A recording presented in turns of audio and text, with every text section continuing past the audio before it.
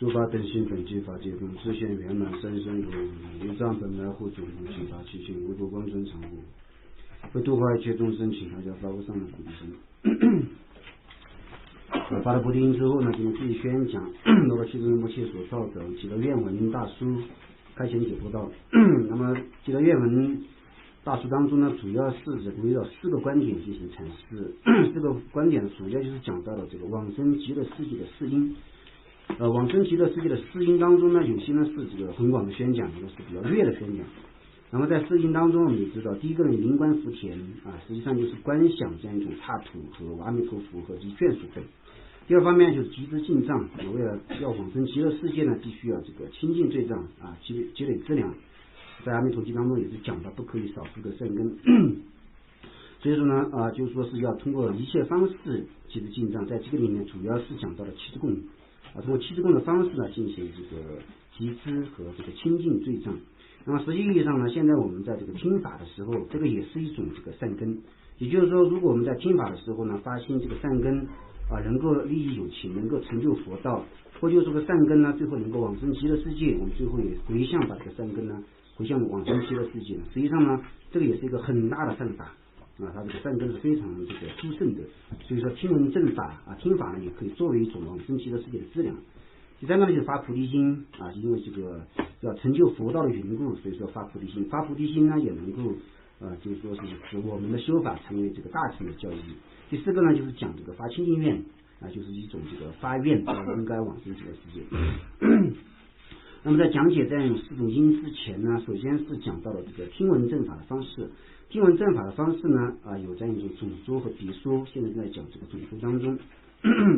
那么总说呢就是讲到了这个对于这个佛法这种极其严厉的对境必须有一种这个非常善巧的心，也就是说很正确的心来进行缘进安住一种所缘境当中。那么就是说是要通过这个极其清晰的这个意乐的听闻正法。那么前面就教导我们要这个有一种这个清净的方式，要懂得闻法的方式。那么今天就开始讲应该怎么样听法。那么该如何听闻正法呢？寂天菩萨说，最初观自心，稳固具智慧。那么到底应该怎么样听闻正法？总的来说呢，就应该以寂天菩萨在入菩萨行当中所讲到的最初观自心，稳固具智慧。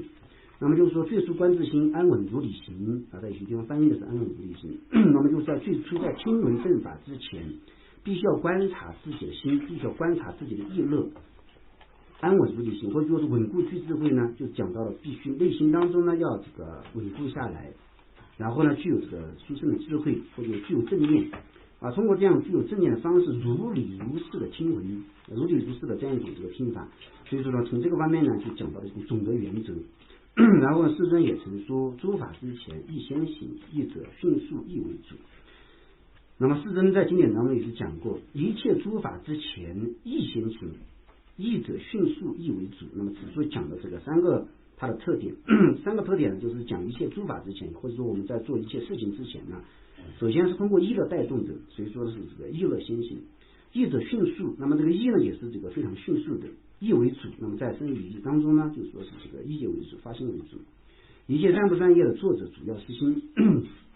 那么一切善的这个作者主要呢也是心，一切不善的作者主要呢还是心。所以说呢，一切的善法和不善法都要看你自己的心到底是一种这个显善呢还是非显善的状态。所以说此处就讲到了这个在听闻正法之前呢，调伏自己的心是非常关键的，因为诸法之前亦先行，义者迅速亦为主的缘故。首先萌生想要听法的念头以后，坐在听法行列当中，这时要向内反观自心。也就是说，首先呢我们想要升起一种听法的念头就是现在呢我要听法，那么就是要到时间的时候，或者听到吹海螺的时候呢就知道这个传法时间要到了。传法时间到的时候呢，这个时候就要升起一种要去听闻正法的一种念头。然后呢就是说是到了这个经常当中，应该坐在听法的行列当中。坐在这个听法行列当中之后呢这个时候要反观内心到底什么样一种意乐来听法的我这次是以什么意乐前来听法的呢？那么就首先要观察呢，我这次听法到底是通过什么样一种意乐，通过什么样的发心来行听法的。那所以就首先观察自己的心处于什么状态。实际上在听法之前这样观想这样作意呢，能够提醒自己，或就是说能够通过这个正知来观察自己的心到底是处在什么状态，然后通过正知观察自己的心处于什么状态之后呢，如果是不善的状态就要调整，如果是无记的状态也要调整，也就是要把这样听法的意乐调整到殊胜的这个善心当中来。所以说首先观察自己的发心呢非常关键。那么这个诸的时候呢，我们总是会忘记我们在这个听法之前呢总是会忘记，但是如果说是我们在每一次做善法之前，每一次听法之前都能够刻意的去意念就是说通过刻意的方式来意念，那么当时间很长之后呢，当我们就是说一想前往听法的这个经场当中准备拿书的时候，这个时候呢就会产生这种意乐，就会产生这个善的意乐，就能够自然的把自己的心调整到想要听正法，然后呢想要如理如实听闻正法的这样一种这个殊胜的状态当中。那么像这样的话，实际上就能够把这样一种善心推广到在这个平时日常生活当中的一切时间当中，也就是我们在做任何事情的时候都可以调整自己的内心，所以这个方面也是一种让自己的这个污浊的浑浊的心逐渐清净，逐渐向正法靠近的一种殊胜方式。如此审查之心后，如果发现存有贪图地位、追求名声、竞争贪嗔之心，或者仅仅以好奇娱乐的心态听闻，那就是不善之发心。那么通过观察自己心之后呢，如果发现自己内心当中有一种贪图地位的一种心，或者说追求名声的心，或者说竞争心，或者贪嗔心，或者有的时候呢，单单是通过好奇的心，通过娱乐的心通过这样一种好奇娱乐的心态想听闻，都是全部可以归摄在这个不善的发生当中。当然前面这些贪图地位这个不用讲，还有呢就是说是好奇娱乐之心，就是说很好玩就是说大家都待在这个地方，自己去的时候觉得很舒服很好玩。像这样的话，一方面来讲的时候呢，不一定严格的是包括在这个不善心当中，但如果从广义的侧面来讲的话，那么它仍然是可以包括在这个不善的发心当中，因为这样一种这个心态并不是真正向往善法、向往这个解脱道的一种发心的缘故，所以从广义的侧面来讲，可以包括在不善的发心当中。卡拉公琼格西说，贪图地位而讲法，以竞争心而求学，欲得自名傲慢者，岂入正法当师也。那么在这个格西的这种教养当中呢，对于这个讲法者、对于求法者，在平时修行的这样一种修行者应该有什么样正确的心态，实际上也是从侧面呢做了观察。就是说有时候讲法是贪图地位就觉得自己如果讲法的话就可以高高在上就可以成为一种这个一呼百应的这样一种有地位的人。像这样如果有一种这样一种贪图地位的性的讲法的话，实际上是这个不正确的，因为这个贪图地位这样一种这个作意呢，它是属于轮回法所设，它是世间八法的一种这个本体，所以如果以世间八法的本体，以世间八法轮回的法这样一种心态摄受去讲这样正法的话，所讲的正法虽然很殊胜，但是呢这样一种这样一种讲法的行为已经被不好的心态染污的缘故，所以即便是在讲殊胜的正法，总的来看像这样一种这个事业呢都能够变成轮回相当于轮回的业，或者说乃至于最后通过这样一种方式呢究竟会堕入恶趣当中。所以说在讲法的时候呢不应该贪图地位。那么在这个其他的很多经论当中，对于讲法者他的一种这种应该有的心态呢，主要是从这个住持正法，或者主要是从这个殊胜的因果两个方面进行观察的。也就是说，如果你能够如理如实的讲法的话，能够住持清净的正法，能够把这个清净的正法呢，就是说大家的传下去，总是在这个听闻正法者的相续当中，有这样一种大利益的缘故呢，所以说没有必要为了贪图地位而讲法。还有呢，就是思维殊胜的因果。那么怎么样思维殊胜因果呢？因为在经典当中也在的高度的赞叹呢讲闻正法的一种殊胜功德。佛陀呢也是说，如果要报佛恩的话，那么除了讲法之外没有其他的方式。然后从这个角度来讲的时候呢，这个讲闻正法还有一种这个它的这个善果很殊胜。所以说呢，如果我们通过亲近性的讲法，如今虽然没有得到什么，但实际上呢，如果按照因果不虚的观点衡量的时候呢，通过讲闻正法，那么以后可以获得很多出世间的种种的利乐种种殊妙的这个功德。所以这样一种大功德是通过清净的发心讲法而得来的。而如果就是说是通过贪图地位的心而讲法呢，虽然有可能得到这样一种地位或者说钱财等，但是呢因为发心不正的缘故，广大的妙果就通过你这个狭小的发心摧毁了，可以说摧毁了。那么就是说是本来来讲它可以得到很广大的这个果，但是通过这个微小的发心的缘故呢，这么大的果就被你这个微小的发心而摧毁了。所以从很多方面讲的时候呢讲法者可以通过这个思维广大的因果，等等很多方式来调整自己的发心。所以说呢，不能通过贪图地位的方式来讲法。还有求学的时候呢，不能通过竞争性的求学。那么我们说求学主要是讲这个，不是求世间的学问。此处的求学呢，主要是讲这个学法，主要是学习正法上面讲的。那么就是说我们在学习正法，那么到底为了什么而学习正法呢？实际上我们学习正法主要是为了现证正法，为了现证实相，这个才是我们真正求学的一种目标。就是说不管怎么样呢，我们现在在这个听闻的时候啊，思考的时候啊，背诵的时候等等修行的时候，那么在求学的所有过程当中呢，我们就知道现在我所学的一切都是为了修行。那么为了修行呢，是为了就是说是这个证悟实相，广度众生，主要都是有这样一种这个目的。但是在这个求学的开始和中间等，如果不注意自己的发心的话，这个时候就容易变成竞争心。就是说求学者和求学者之间呢，互相有一种竞争的一种心态。虽然就是说有的时候，那么就是说为了这个提高修学者、学习者的这样一种这个兴趣呢，也有一些这个互相竞争的一种方式。但是这个方面呢是一种方便而已，主要的意义并不是说真正的去这个竞争，并不是说真的要怎么样。实际上呢，通过这样的方式来，就是说让自己的心和法呢更加容易这个接近在一起。所以说我们真正的这个学习佛法的这个正确心态呢，不应该通过竞争心，应该通过求解脱的心，应该通过就是说是这个住持正法、弘扬正法的心态，然后从这样一种这个心态出发呢，求学才是真正的清净心态。还有呢，就讲到欲得智名傲慢之。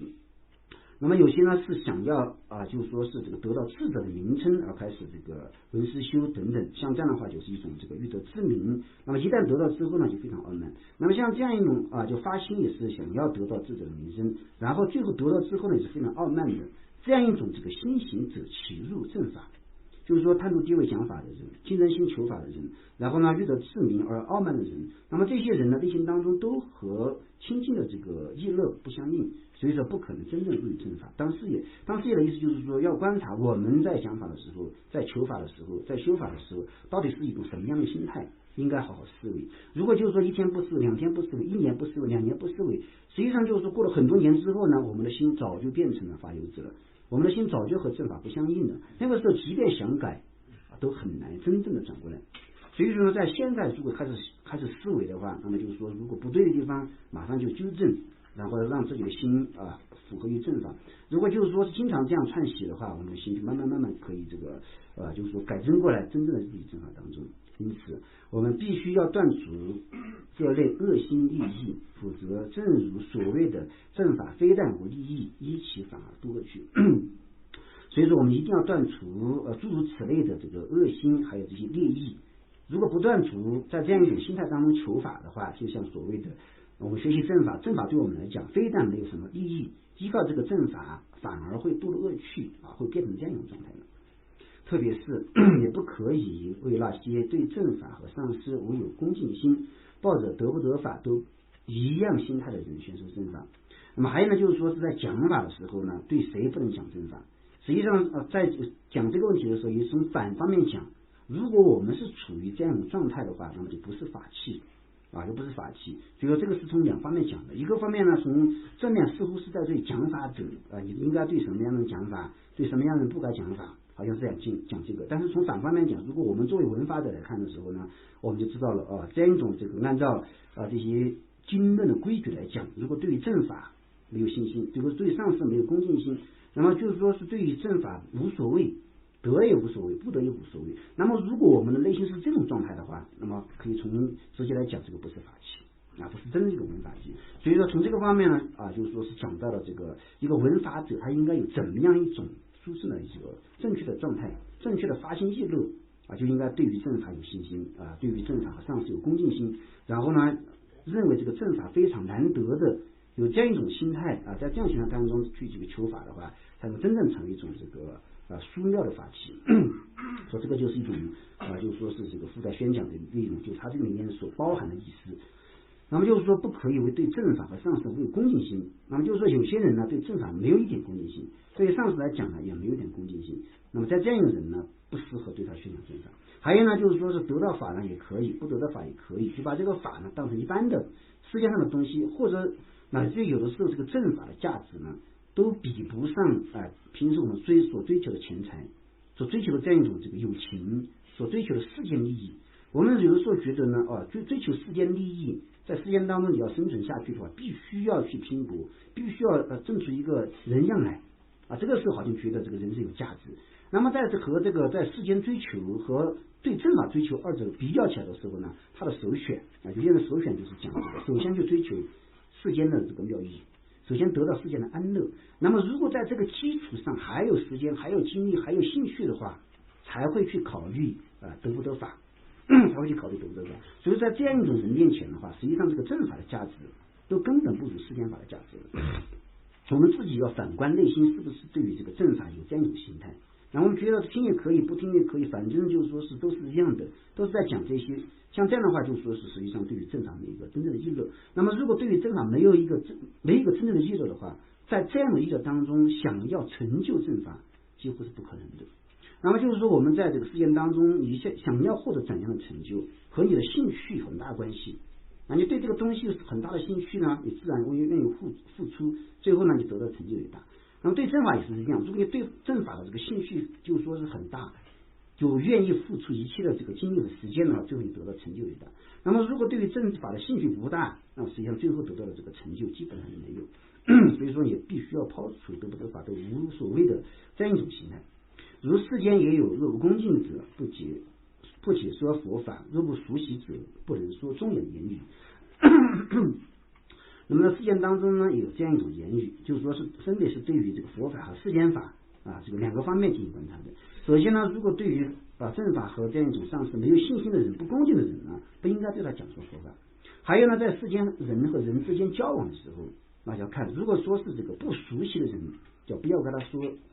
就说忠言，不要跟他说心语，不要跟他说这些就说是这个利耳的话。如果对他很熟悉的话，你跟他说这样一种忠言呢，他可以信受。那么如果不熟悉跟他说忠言的话，他就觉得是有其他的目的，或者觉得是不是看不起我等等这样一种不好的想法。所以说呢，在世间当中有这样言语的缘故，所以对不恭敬的人呢，不应该讲说正法。没有恭敬心的人显然是断绝法源者，因而任何时候也能有正法调伏的机会。那么实际上呢，这个佛法呢，都是从恭敬心当中获得的。有一分恭敬呢获得一分的法益，那么就是说10分恭敬或者10分法益。那么像这样，如果说是内心当中对于上师对于正法没有恭敬心，实际上呢就根本没办法获得法益。像这样一种这个正法不像世间的一些学问，世间的学问呢就是说是它的这个层次很浅，所以说有的时候呢不需要上师的加持，不需要这样一种三宝的加持，不需要很亲近的恭敬心，似乎也能够通达。但是这个佛法它是讲实相，佛法是讲怎么样修行，佛法是和我们的心态完全背道而驰的一种作用，完全要有一种翻天覆地变化的这个修行的方式。所以说如果没有一个指点没有一个这个就是恭敬的对象，或者我们的这个心不处在恭敬的状态当中的话，很难以和正法相应，很难以和正道相应。所以说像这样的话，就是说是一个不恭敬的人，他的心绝对是高举的，他的心绝对是傲慢的。那么在这样一种高举的状态，在这种傲慢的状态当中，不可能真正的接受到这些加持所以说呢，必须要把自己的心调整到谦下调整到就是说非常谦卑的这样一种这个位置上。这个时候呢，学法的时候才可以这个真实的学法，在修法的时候呢，才可以和正道相应，完全可以和正道相应。所以说有些大的是这样讲的。当有的时候我们的这个心很着急的时候，或者我们的心就是说是在胡思乱想的时候呢，我们总是在想怎么样就是说是爬得更高。但是呢，一个大师他说呢，修学佛法不是让你爬得更高，修学佛法是让你下来让你下来，从高处下来。从高处下来是什么？并不是说现在我们并不是说现在我们已经处在高位，让我们从高位下来，而是我们的心现在处于高位。我们现在的实际情况我们是很低的。我们自己的这样一种身体的这样一种这个相续的状态呢，或者是我们的这个心的状态，我们对于法的这样一种状态对于众生的这种意乐呢，我们的这样真实的状态很低。但有的时候呢，我们自己把自己看得太高了。如果你不让自己下来的话，你根本没办法学法。所以说，当我们学法的时候，实际上是从上往下的一种方式，就是说必须我们要从很高的位置慢慢下来，把你的脚踩在地面上。在地面上之后呢，你才可以开始走路，才可以真正开始走路。这个时候才谈得上修行。否则的话，就是说，如果我们还没有真实面对自己的时候本来我们这个凡夫，如果不把我们处在凡夫的位置上，我们根本是没办法认识道德，没办法修行的。所以说我们修行的方式呢，这大的确实我看到教员的时候呢，他是就是说很感动，他就说应该是一种我们就让我们下来的一种状态，让我们下来一种这个修法。所以说要让我们的心低下，让我们的心呢就是说认知到自己的状态，在这个基础上修行。所以说呢，如果说是没有恭敬心的人，很高傲的人的话，断绝法原则确确实实是这样的。因为任何时候也难有以正法调伏的机会。所以说，如果心很高傲的话，什么时候都没有调伏，乃至于佛来之后呢，都像吉普达多一样，他的心这么傲慢，所以佛的面前根本没有办法调伏。所以说呢，就是说，如果心很傲慢的话，什么时候也没办法以正法调伏。所以我们一定要明确两点：第一，不能泯灭正法的价值。第二，所讲之法应当对众生有利。所以说我们应该这个在讲法的时候呢，应该知道有这个两个比较重要的，或就是说第一个呢就是讲不能泯灭正法的价值。什么叫做不能泯灭正法的价值呢？正法它是个很就是说是高贵的这样一种自信。我们在讲三宝的时候，它是个宝呢有6种特性，我们在讲随缘三宝行的时候，这个宝有6种特性呢。所以说像这样的话，就是说还有这个就是说罕见就是清净无垢等等，有6种这个特点。所以说正法它的这个价值是很高的。那么如果对于这样一种没有恭敬心的人随随便便讲的话，就是说你有恭敬心我跟你讲，你没有恭敬心我也跟你讲，像这样的话就凸显不出这个正法的价值来了。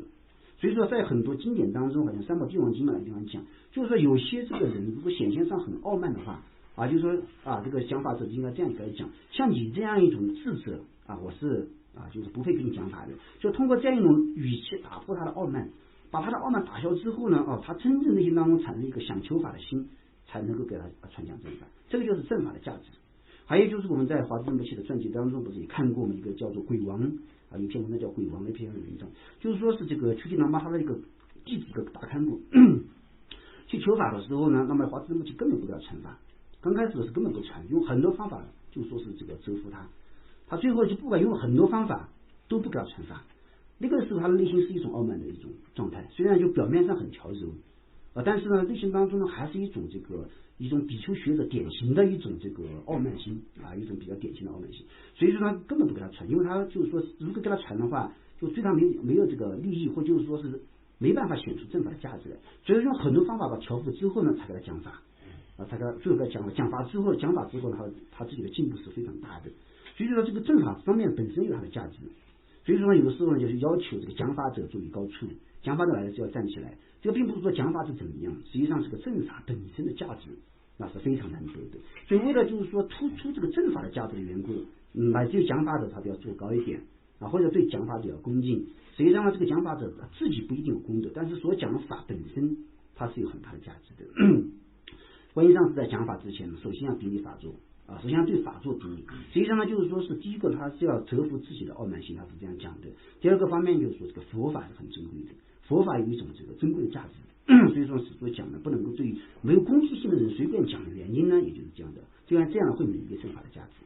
第二呢，就是所讲之法应当对众生有利。那么你讲什么法肯定会应该对众生有利。那么对什么人有利呢？就是说如果他有恭敬心的人，他是个法器，他有恭敬心，像这样的话对他讲就有利。那么如果对方没有恭敬心呢，你给他讲没有利益。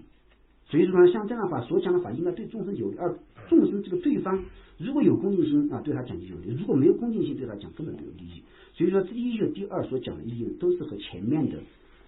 对没有恭敬心的人不应该讲法一种阐释。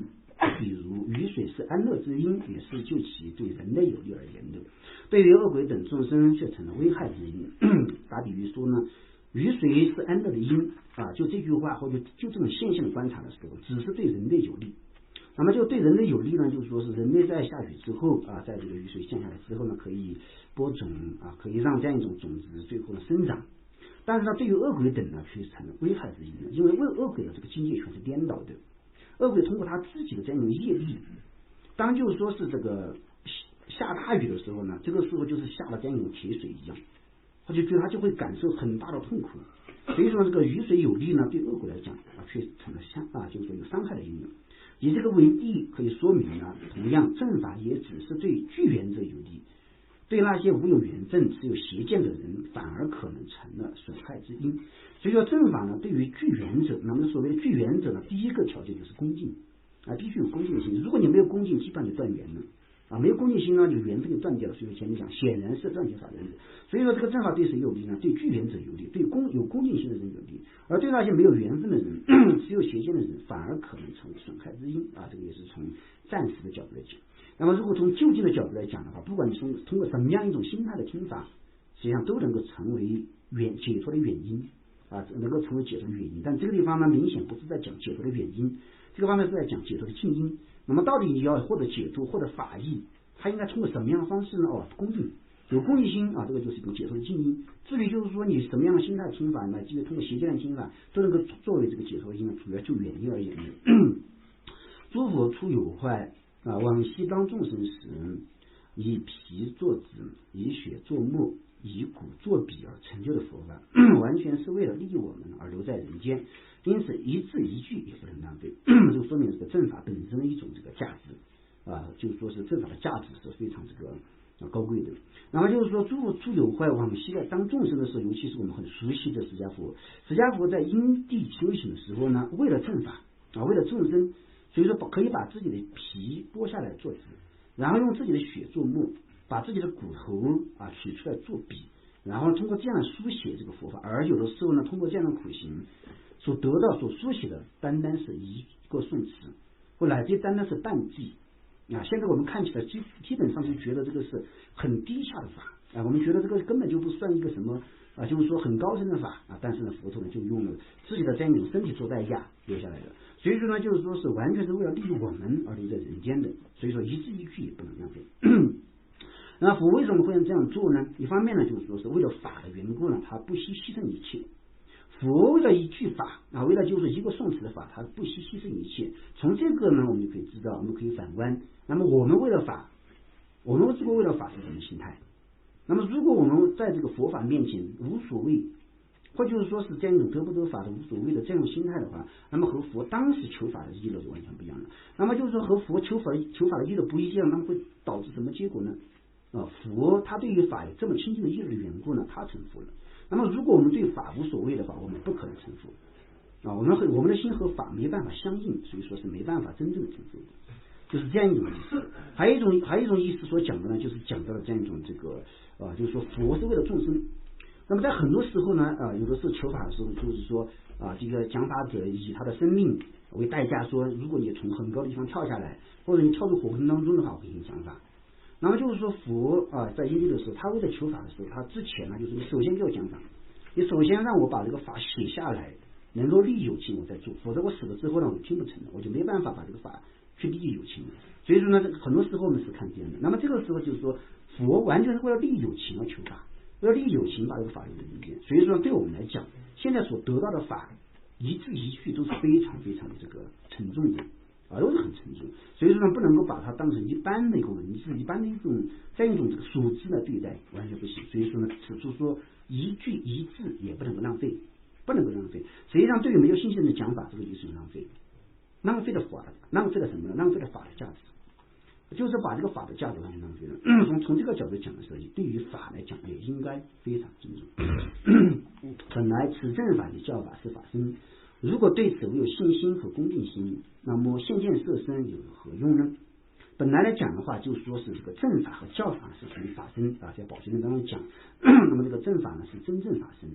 那么这个教法是假教法身，所以说二者呢都是属于法身所设的。那么如果我们要生信心呢实际上应该对于这样一种法身生起信心，也就是说应该对于正法应该对于教法而产生信心。那么如果对于这样正法和教法没有信心，没有恭敬心，那么现见色身就是说现见佛的色身，那么恭敬佛的色身又有什么用呢？实际上就是说没有真正的掌握到书上的内涵，没有抓住关要。那么就真正的关要就应该是这个正法教法。那么恭敬的时候呢，应该对于这个正法教法真正恭敬。所以说如果你把这个抛弃了之后，单单对于色身恭敬，那么是没有什么真实的意义的这个也是从这个近因来讲，不是从远因来讲的。那么现在我们就是说呢，就是说是如果修行者或者现在末法时代到末法时代的时候呢就是说一方面还是好，怎么样呢？就是说到处都在塑佛像，大家都知道在佛像面前的供养或者说是这个顶礼或者祈祷这方面当然是一个解脱的因。但是呢，在这个对于这样佛像对这个色身等这样一种这个化现恭敬的时候呢，真正对于正法和教法有信心的人越来越少了啊，对教法正法有兴趣的人越来越少了，所以说就符合了这个地方所讲的。那么如果对于教法和正法没有信心，没有恭敬心，不想听闻，不想思维，不想修行，像这样的话，那么就是说对于这个外在的色身恭敬，对我们精神当中解脱到底有什么用？实际上呢，就是说从这个方面讲的话，就是说从精神解脱的角度来讲，没什么用的，完全没什么这个大的意义。所以如果真正恭敬的话，应该对于这个就是说教法正法进行恭敬。上次在此处也是教诫教诫的时候就是讲到，真正的就是说是这个一个修行者呢，他应该重视的应该是上师的教言。那么就是说上师的教言，这个是非常应该尊重的，应该恭敬的地方。那么如果对于上师的教言不恭敬，单单身体上在身体上就是说对上师很恭敬，没有什么大的利益实际上从真正的角度来讲没什么大利益。所以说呢，应该对上师的教言很恭敬。那么在这个基础上呢，你需要对于上师的这样一种这个身体对色身恭敬的，当然是功德很大，但实际意义上呢，我们依止上师主要就是调伏内心，调伏我们内心。而调伏内心的方式是什么？调伏内心的方式主要就是讲佛的教言，上师的教言。这一方面就是真正能够帮助我们趋向正法，安住在正道的一种殊胜的这个教授。也就是说，前段我们在讲十念三宝经的时候，这个所谓的法呢，是一种准则是一种规范是一种规范。那么就是说，这样的法和这样法这样一种这个教言呢，这个法是怎么样的规范呢？让我们安住于正道的一种规范就不能偏左，不能偏右，或者说你这样修行是不行的等等，所有都来自于教言，都是来自于正法的。所以如果我们缺少这样的规范的话，那么就对于调伏我们的心，让我们的心住于正道当中这个是没有什么大的这个调伏的作用的。世尊曾说，不敬我教法，见我有何益？佛也是这样讲。那么如果不恭敬我所宣讲的法义，不恭敬我所宣讲的教法，见我有什么益呢？见到我有什么样一种这个利益呢？没有什么这个必要性的。所以说应该对于佛所讲的教义恭敬。那么在这个这个地方有一个相应的公案，不一定是从这样出来的，就是两个比丘去见佛。那么一个比丘呢，在两个比丘在路上的时候呢非常口渴就找不到水。那么当见到一汪水的时候呢，这个水里面有虫。那么一个比丘呢，他说是为了守持佛戒的缘故，为了尊重佛的教育缘故，他不喝水。那么一个比丘就是说呢，为了见佛的缘故呢就说是可以，他就喝有虫水。后面不喝水的比丘呢就去世了，喝水的人呢如愿见佛。那么见了佛之后呢，佛通过神通早就知道了。所以如果就是说不恭敬我的这个戒律，不恭敬我的教法，你见到我有什么意义？你到底见到我有什么样的作用呢？所以说从这个方面看的时候呢，佛说对于这样一种修行的方式对于他所讲到的这个修行的方法，这个方面他出世的原因，也就是为了把这个法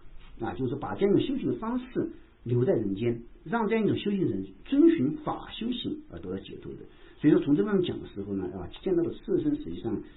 比见到这样一种法身，见到这样一种这个法的自信比较起来的时候呢，就说是这个后者的价值要大。尽管对法器要进行功德，过是多方面的观察，概括起来说，作为弟子必须具备以下4种条件。那么如果是广大来讲的话，对于一个听法的法器来讲，要进行功德具有很多哪种功德哪种过失需要远离等等，像这样的很多方面需要观察。比如说前行当中，在这个大圆前行当中对于这个法器对于这样一种这个弟子的法相呢做了很多应该具备了很多功德的宣讲，应该远离很多过失的宣讲，讲了很多。但是概括起来讲的时候呢，如果作为一个弟子的话，必须具备以下4种条件。第一，具有强烈信心与恭敬心；2，无谄狂、嫉妒心等，秉心正直；3，具有领悟法义之智慧；4，猛力希求正法。那么第一个呢，就具有强烈的信心具有强烈的恭敬心。那么具有强烈的信心呢，一方面就是对于这个讲法者对于上师有一个强烈的信心，然后对于教义对于三宝来讲的话有强烈的信心，还有对于想要解脱对于解脱道有强烈的信心，或者说再往深讲的话，就是对于自己本具的实相、本具的这样法性具有一种强烈的信心。还有呢，就是恭敬呢，就是有信心的云部呢，必定会这个很恭敬。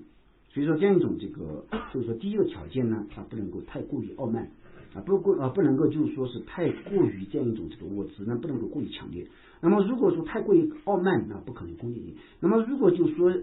内心当中这个我执太过于这个强烈的话，那么这个信心或者恭敬心都难以升起来。所以说他真正有一个被法调伏，那么要听法被法调伏。如果你堪能被调伏者的这样一种条件的话，相续必须要柔软到调柔到一定程度。那么如果不调到了一定程度，那是不堪能接受正法的。即便接受之后的不堪能修行的。所以说第一个方面呢，必须要具有强烈的信心和恭敬心。当然，这样的信心和恭敬心有些是与生俱来的，就有些大德呢，他的这个信心、恭敬心与生俱来，也从小的时候就具备。但有些呢，就是说是这个不是与生俱来的。但虽然不是与生俱来，通过这样一种这个适当的调整，通过适当的这个修学，能够让内心当中没有的信心、恭敬心产生，然后逐渐让它变得强烈。这个是就是说是可以逐渐培养的，因为它这个有为法。第二呢是无谄狂、嫉妒心的。第二个方面呢，不应该有这些弯曲的心、不如法的这种浑浊的心啊，比如说这个谄狂的心啊，谄狂的心呢就是讲这个不正直啊，就是说心口不一的这样一种这个状态。然后呢，就是说是这个嫉妒心呢啊，就是说对于这个讲法者也好，对于同修者也好等等，像这样一种这个嫉妒心呢，也必须是要这个远离的。如果相信当中有很强烈的谄狂，那么这个发心不正的话，果遭迂曲。所以说像这样，如果他的这个发心就不正，他的这个果绝对是不正的。那么如果有个嫉妒心呢，在这个强烈的嫉妒心的这个推动之下，那么没办法静下心来修习佛法。所以说呢，秉心呢是应该正直的。第三呢，具有领悟法义的智慧，那么就是说是对于上师所讲的法，应该有一种能够领悟的一种智慧，就是说所讲到的是什么意思，基本上要听得懂。那么如果就是说不管怎么样讲听不懂的话啊，就是对于法器的角度来讲，仍然是一种缺陷，还是一种缺陷。第四个呢，就是讲猛力希求正法，就是说对于这个正法呢有一种很猛烈的需求性啊，非常想要得到这个正法，非常想要这个就修正这个正法。所以说像这样的话，就是对于正法本身有一种非常猛烈的一种需求性。那么在这个里面呢，如果全部具备那是非常好的。那么如果说是这个如果就是说有些地方不具备呢，有的时候可以补救的。比如说第三条来讲，如果没有能够领悟法义的智慧，但是他的信心很强烈，对上师有一种非常亲近的恭敬心的话，他是有开悟机会的。确实有开悟的机会。所以说像这样讲的时候呢，虽然就是有的时候我们觉得智慧不行的话，就是说是如果走这个就是说以智慧领悟法义这条路似乎有点不现实，这辈子当中有点不现实。那么如果是这样的话，我们就尽量的对于就是说根本上是对于这个金刚上师呢产生这个强烈的信心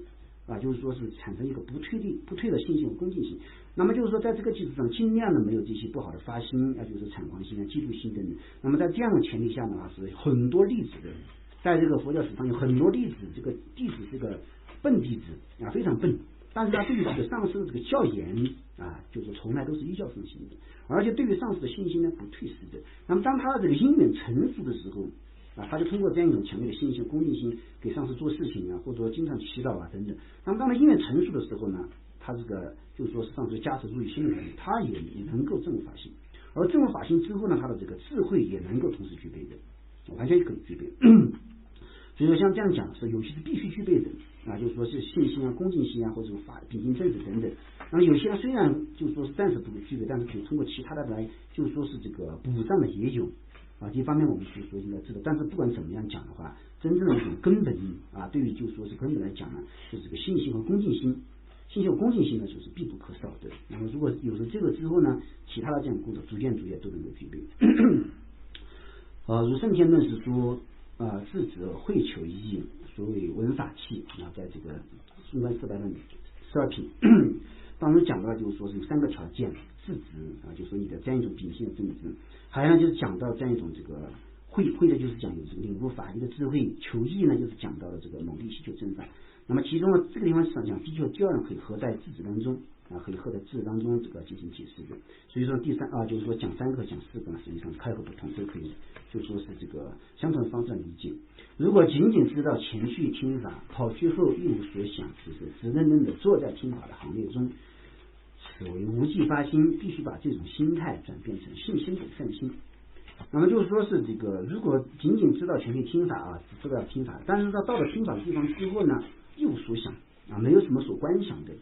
就像说前面所讲的一样，就是说你在听法之前，你必须要发心，必须要观察这个意乐。像这样的话就是一种这个应该观想的。但是我坐在这个进程当中的时候，什么也不想，也一无所想。那么只认真的听在坐在这个听法的行列当中，这个就没有发心，或者说一种无记的发心。那么通过这样一种这个无记的发心呢，虽然也不是一种很猛烈的这个恶心，但是呢，毕竟和善心比较起来差得很远。所以说呢，必须要认知到这样一种这个心态不对，必须要把这个心态呢转变成信心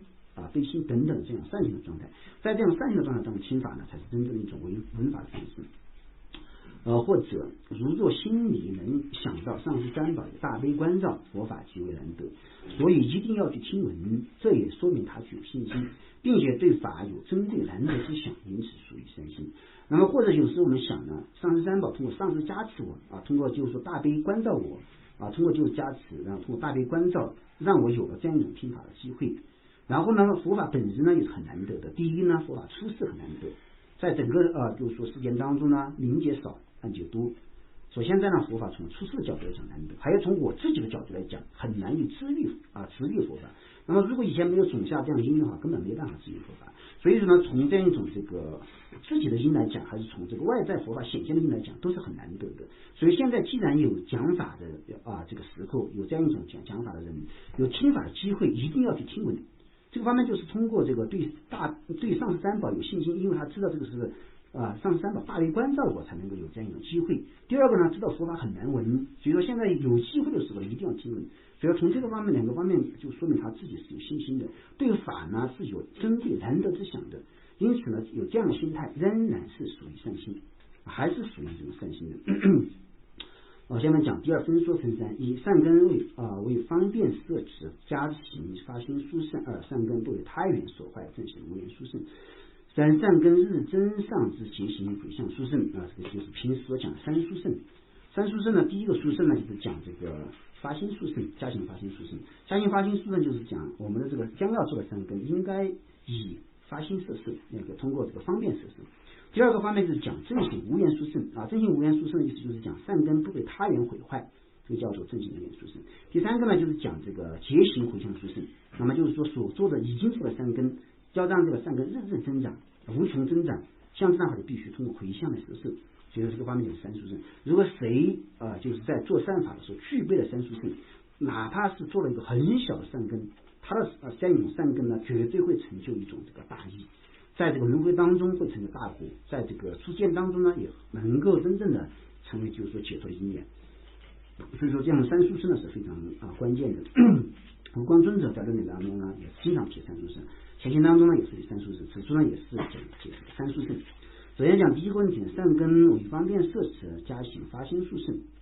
要想令善心变得广大，必须用方便摄持善根，也就是加行发心殊胜。那么如果要让我们的善心变得这个非常的广大，就是说不安住在狭隘的发心当中，那么必须要用方便摄持，通过方便摄持善根，这个就是讲加行发心殊胜。就是说如果我们的发心广大清净的话，那么这个善根善心也相应或者清净的广大。如果发心渺小的话，那么这个善根和善根也能够相应的变得渺小。如果发心广大，那么善根也就广大。倘若发心渺小，这个善根自然就渺小。那么就是说，如果我们在听法在做善法之前发一个很广大的心，那么你的心量越广大，那么你的善根也就很广大。那么如果发心很小，善根就自然很小。那么一般的众生呢，都是一种爱护自己的心，所以说有一种爱护自己的心，实际上就是说虽然有爱护自己的心，但是真正在爱护自己的时候呢，没有掌握善巧方便。那么怎么样呢？他就觉得就是说我要爱护自己，或者让我自己要获得利益的缘故呢，我的发心就不能广大了。如果我的发心太广大了，我做的事情太多了，我所缘太多了，这个时候是会影响到我的这个善根的，会影响到我的这样一种修行会影响到我的解脱。所以像这样的话，他就是这样发心的时候呢，他只是围绕自己，其他的很多众生呢基本上没有观想作意。但是呢，这样一种发心恰恰就是伤害自己的发心，因为我们自己想要以最快的速度获得只有最大的善根，但是呢，我们所做的行为是什么呢？我们做的行为是自我保护主义。我们所做的这样一种发心和行为是这个很狭隘的一种封闭的一种形式，所以说通过这样一种封闭的心，没办法就是获得广大的善根。那么就是说有智慧的人他就知道，如果真正要利益自己的话，那必须把自己的心量无穷的放开，把自己的心量打开，不考虑自己。那么在不考虑自己的时候呢，这个功德才会真正大。从究竟意义上来讲，才是真正一种利益自己的一种发心和行为。这个方面是一种缘起，但是就是因为众生愚痴的缘故呢，颠倒而行。颠倒而行，所以说颠倒而行呢，乃至于包括我们在入道之后这种发心这都是一种颠倒，想要利益自己，但是做了伤害自己的事情就是说是很多有智慧的人，他就说这个了知了这个缘起之后，就说是这个想要利益自己，所以把自己的心量放大了，把自己交给众生，这个方面反而就说是这个很迅速获得了解脱。如功德藏中云，只随善恶义差别，不随善恶相大小。那么就是说，你这个善根的大小呢，你是看它的这个一乐呢，还是看它的影像？那么在就功德藏当中自悲观中讲呢，你这个善根大小是只随善恶义差别的，也就是说你的这个善意，你的善心广大，你的这个善根就广大。那么你的这样一种这个恶心广大，你的这样一种这个痛苦罪业也就广大。所以说在判定这个标准的时候，只是跟随你的善恶意，不跟随善恶相。善恶相就是说在外表的形象，外表的形象呢，一个人也有可能做了很大的这个善法，但是呢发心如果是恶的话，那么他这个善法不是很清净，不是很广大。那么一个人在形象当中，这外表他做了很大的恶业，但是他发心很贤善呢，所以说他的这样一种善根呢，也就是这个他这样一种这个恶业呢不成为恶业还完全都是变成这种善根。就好像这个释迦佛在因地的时候呢，杀死了这个是短毛黑人，那么杀了之后呢，外表上是杀了人，但实际上内心当中是完全抛弃了自我的一种这个善心，所以说呢，在一刹那之间呢，圆满了8万大有资粮，一刹那之间圆满8万大有资粮。所以说呢，像这样的话，就是只是跟随善恶意的差别，跟随善恶小大小定这样一种这个善根的大小的。入行论中也说，生一明定心，即得梵天果，身口善重情，心若能成就。那么在这个入行论当中讲这个六度随心的这一段，在讲六度随心的时候，就是讲，那么就是说生以明定心，必得梵天果。那么就是说，如果你在这个修行者能够生一念的明定心，通过这一念的明定心，也能够得到梵天果。如果你的心不定的话，没有产生这样一种明定的心，身口善重情，心若能成就。那么你的这个身业和口业虽然很勤奋，但是呢，因为心力弱的缘故呢，也难以成就自己的愿望也很难以成就自己的愿望的。所以说呢，只说你是讲到了这样一种发心就是说是你越广大它这个越清净呢，它这个善根也就越广大的清净。如果为了自己个人的利益而闻法修法，这是渺小的发心；假设为了一切众生的利益而闻法修法，这是大乘广大的发心。那么为了自己的利益闻法修法，可以分2个方面。第一个方面呢，这个所谓的这个个人利益呢，个人利益呢，就是为了得到这个人天善趣为了成就世间8法而已。所以像这样的话，就说是这个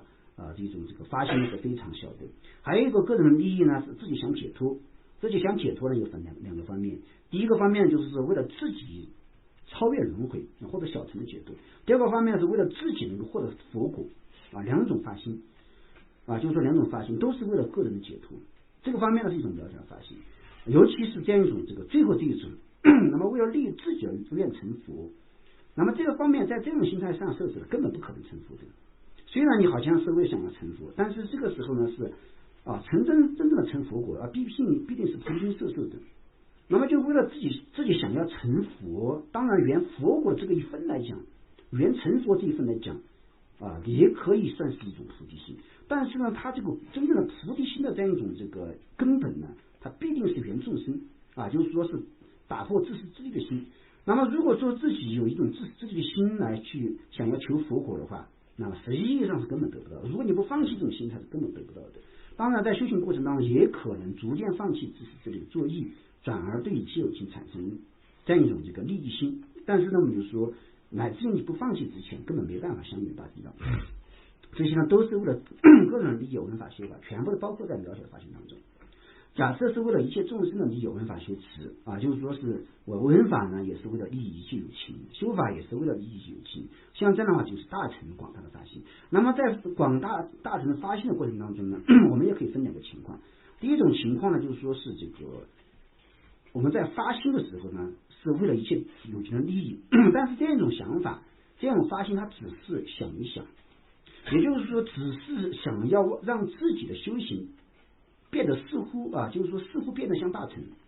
实际意义上呢还是就是说是为了利益自己的，但是只不过就是说表面上让自己看起来像个大乘的人，或就是在仪轨当中要求你如果不发心的话，你这个善根没办法变成大乘。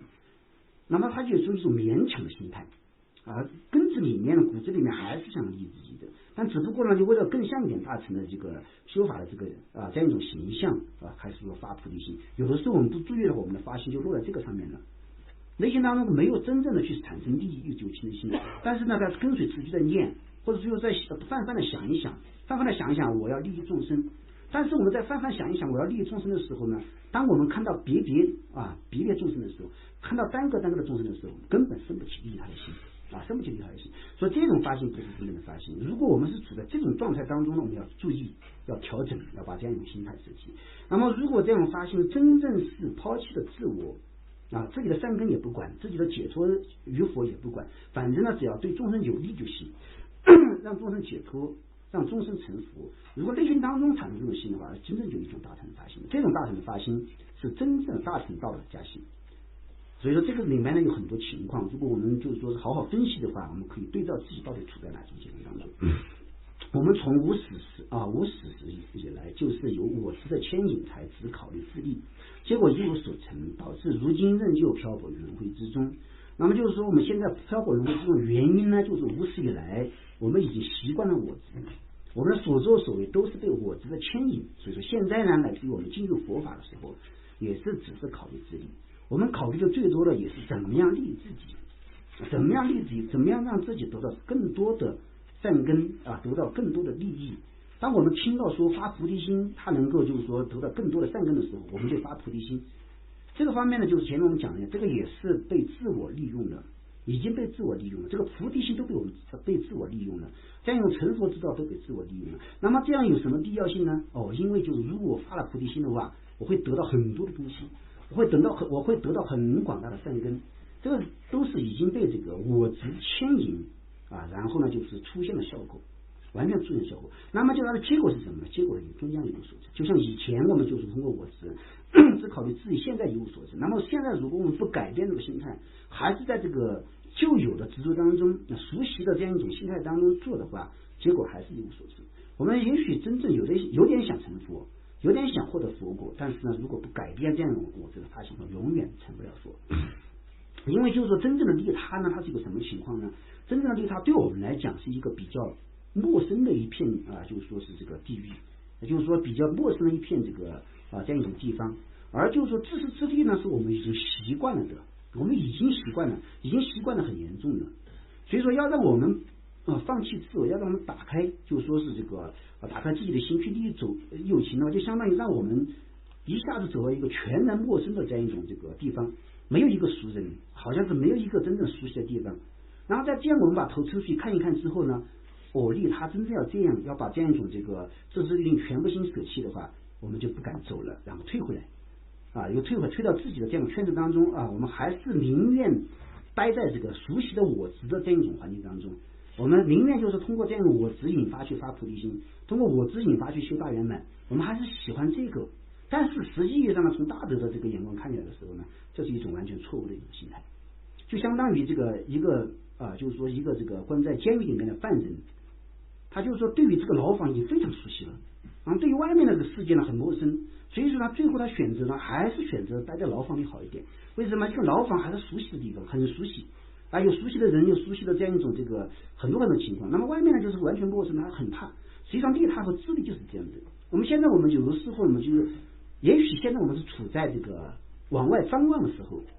到底这个利他是怎么样一个情况呢？利他到底是什么样一种这个怎么样一种这样一种这个现象？我们去看通过这个教育去看。我看的时候呢，觉得很可怕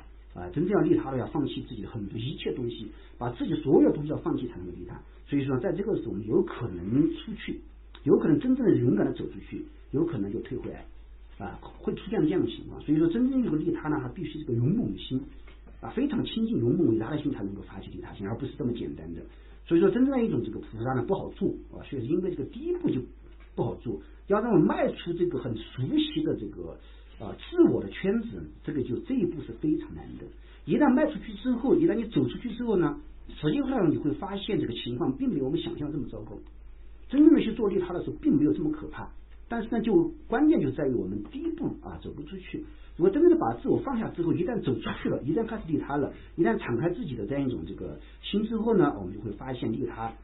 就是说也有快乐的一部分，虽然也有这样一种痛苦的一部分，但是有它的积极的一面，有快乐的一面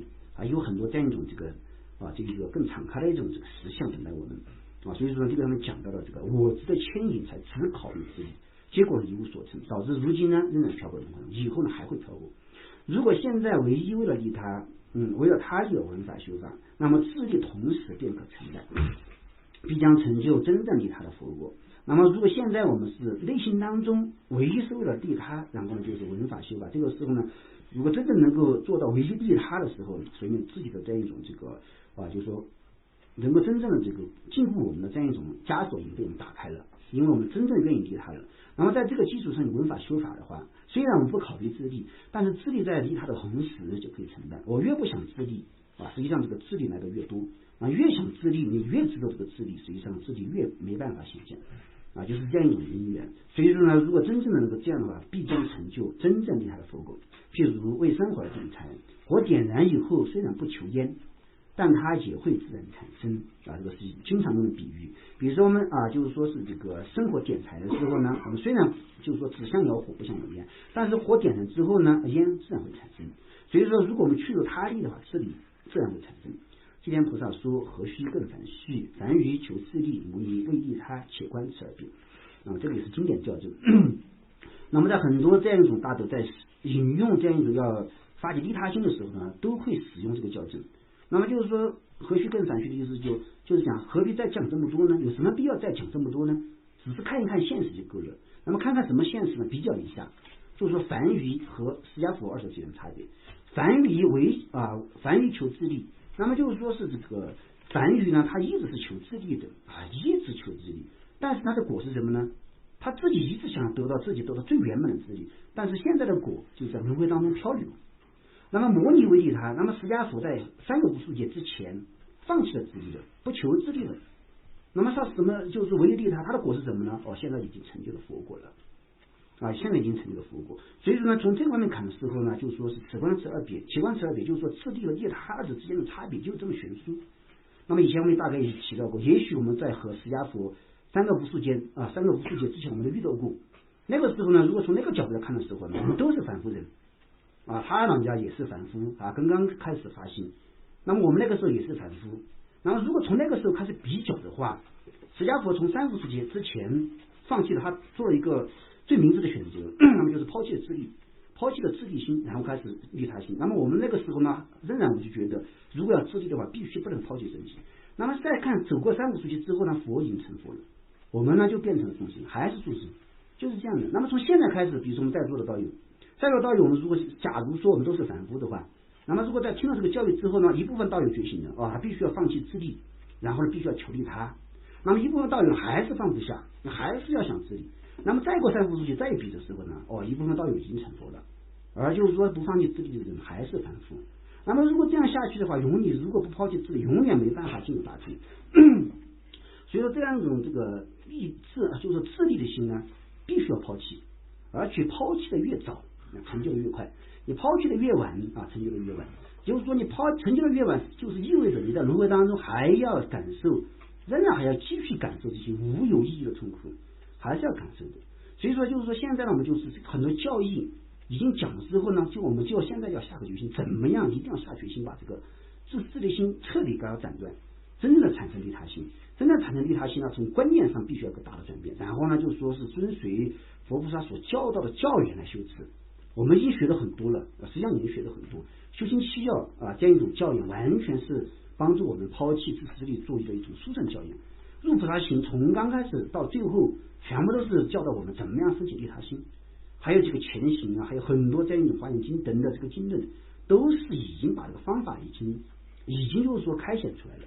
只不过也许我们以前根本没有注意，听了，这就上能够讲能够滑下来。但是呢，因为这个观念没有转变的缘故呢，对这个教义它也没有真正产生一个重视。如果对于教义没有重视的话，我们就不会就是说是下功夫去寻找修行之道。那么假如说现在我们对于这个就是说是放弃自利的新的修法，对于利他的修法真正产生兴趣了真正产生兴趣了，我们现在就要怎么做呢？我们真的就可以从头到尾再把以前学过这些打破这个自利教育重新找出来，再仔细的看。因为这个时候已经有兴趣了，有兴趣之后呢，你在看的时候，你就想怎么修，到底怎么样去修，它的这个修法是怎么样，它核心是怎么样的。就是说这两种心态来自于你对这个法本身有没有兴趣，就像一个世间法一样。那么我们在世间法当中听一听很多，看一看很多，但是如果你对这个东西没有兴趣的话，你听了就听了，就放过去了，你不愿意去追究它里面的这些所谓的内涵啊，所谓怎么样才对自己有利益这方面的这个实际操作是根本不会去追究的。那么有一天实际上发现这个炒股对我太重要了，我一定要炒股发财。这个时候他就会去一步一步的去探究这个炒股的这种操作，到底是风险是什么，机遇是什么，怎么样投资，这个方面他就愿意去关心了就是这样的。所以说我们对于这个修行的法要呢还是这样的。那这个我们的观念没有转变的时候呢，听是听了很多，但是哪一个法我们认真去就探究过，因为我们根本不想修说句老实话，有的时候我们根本不想修的缘故呢，誓言实心听了根本不想修的缘故放过去，那么就是说利他心听了不想修的缘故就放过去了。有的时候我们觉得我们对这个密法对大圆满就很有兴趣，但是内心当中不想修的缘故呢，听了之后还是放过去了。上次讲究中经讲了这么多，那么就是说真正听完之后再修的人，对他有兴趣的人就是不多的原因呢，就是内心当中还是不想修的。虽然就是我们在口头上标榜的时候就是我要修行但是真正的就是把这些修法放在我们面前的时候，身体都没有产生一种兴趣，没有一种想修的力度。如果我们想修的话，我们对这个法本身肯定是要钻研的，到底怎么样去修，它的精华是什么。所以说利他心这个角度也是一样的。那么以前我们听了很多，就是因为不想修的缘故，那么都没有真正认真对待过。那么如果现在我们通过很多教义发现了这个打破自私利的心的这个重要性，甚至利他心的重要性之后呢，我们就会对入行论，就会对修行七要等这些能够帮助我们打破实质、打破我执的修法真正开始重视真正开始去注意这个修法到底怎么修。那么有了这个基础之后呢，才能考虑到说你上座的时候怎么观想，怎么样慢慢地熟悉它，否则根本谈不上。所以说最关键还是一个最初的观念你转不转变。如果你的观念不转变，这些法永远只是一个法而已，没办法变成你想要的东西，没办法变成你内心当中的一部分。所以说我们对这样一种道理呢，我们就是还是要反复的思考，内心当中就真正去思考，内心认真去思考之后，内心当中才有个转变之后呢，才对于这个法才会有真正的兴趣去钻研去修行的这个方面就是非常关键的。今天呢，暂时讲到这里。